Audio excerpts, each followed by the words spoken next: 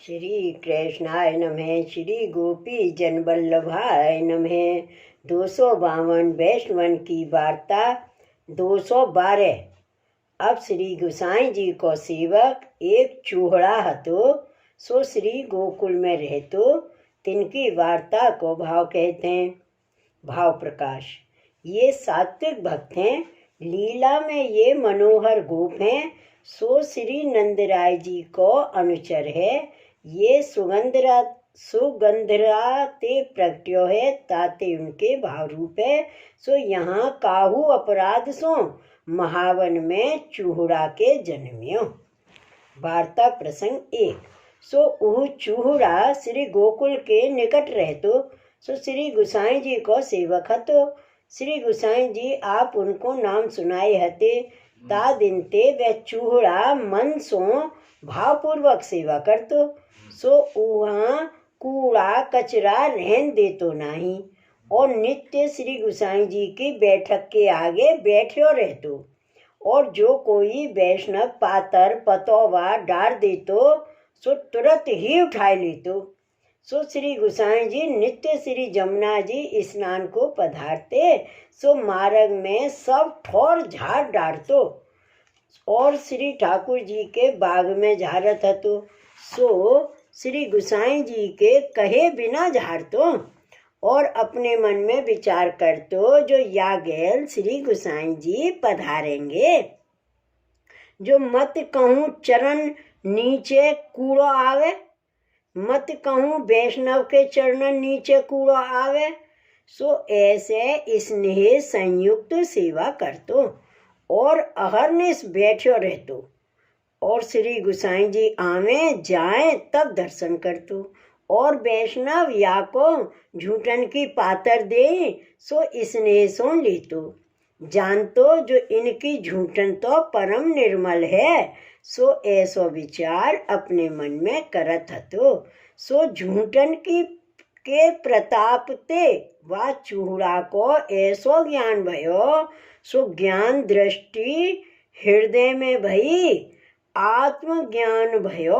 भाव प्रकाश। या में वैष्णवन की झूठन महाप्रसाद को स्वरूप कहे। जो वैष्णव की झूठन लिए ते हृदय के नेत्र खुलत हैं, सो वैष्णव को प्रसाद लेवाय के ले ये झूठन जाननो। श्री वल्लभाधीश की जय। श्री गोसाई जी परम दयाल की जय। वार्ता प्रसंग 2। एक समय काशी के पंडित भेले होय के श्री गोकुल आए हते। सो श्री गोसाई जी सो बात करन आए हते।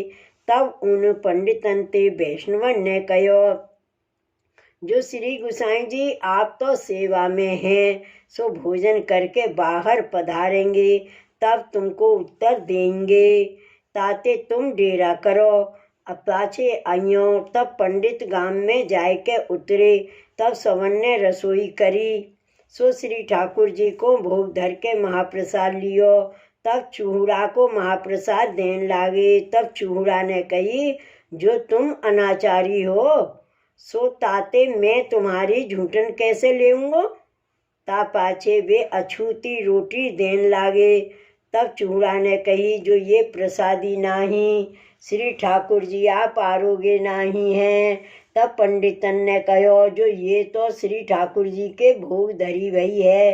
तब पंडितन ते वा चूहड़ा ने कही, तुमने फूंक दे के रसोई करी है, सो फूंक की वायु महानिषिद्ध है, सो वेद शास्त्र में वर्जित है। सो मुख की फूंकते सब वस्तु भई हैं, सो श्री ठाकुर जी के काम नाही आवत हैं। सो अनाचारी के हाथ को श्री ठाकुर जी सर्वथा नाही आरोगत हैं।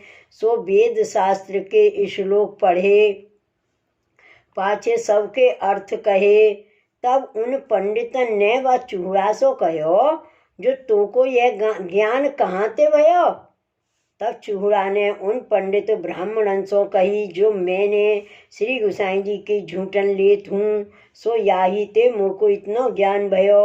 सो तुम अपने मन में विचार देखो, जो यह बात साची है कि नहीं, और तुम श्री गोसाई जी सो बात करन को आए हो सो भले आए, परंतु तुम पहले मुँह सो उत्तर करो, पाचे तुम उनसो उत्तर करियो। तब वे पंडित व चूड़ा के वेद शास्त्र के वचन सुन के चुप कर रहे और अपने मन में विचार कियो, जो भाई चूड़ा को इतनो ज्ञान है सो हम सो उत्तर नहीं बने, तो श्री गोसाई जी के पास जाए के कहा करोगे, और आपन जाएंगे और जो निरुत्तर करेंगे तो अपनो अपमान होएगो, ताते तुम यहाँ ते बेगी चलो।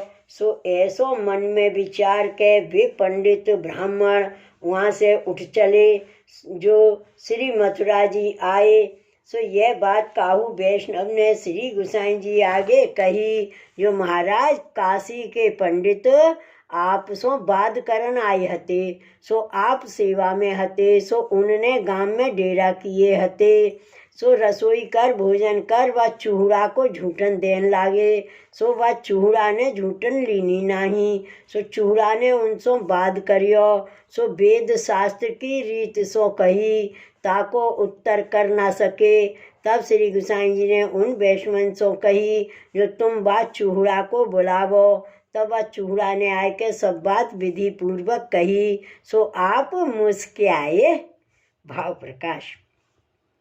यह वार्ता को अभिप्राय यह है, जो वैष्णव को रसोई फूंक के करनी नहीं, काहे ते जो फूंक में छींटा आवत है ताते सब झूठन होई, सो श्री ठाकुर जी नाही आरोगे, और जापे श्री गोसाई जी की कृपा हुई, ताको सब पदार्थन को सहज ही में ज्ञान होई, वेद शास्त्र सब कंठांग्र होई, येहू जताए। सो वे चूड़ा श्री गोसाई जी को ऐसो कृपा पात्र भगवदीय हतो, ताते इनकी वार्ता को पार नाही, सो कहाँ ताई कहिए। शिवल्लभाधीश की जय। श्री गोसाई जी परम दयाल की जय। श्री गोवर्धन नाथ की जय। जय जय श्री गोखलेश, जय जय श्री गोखलेश।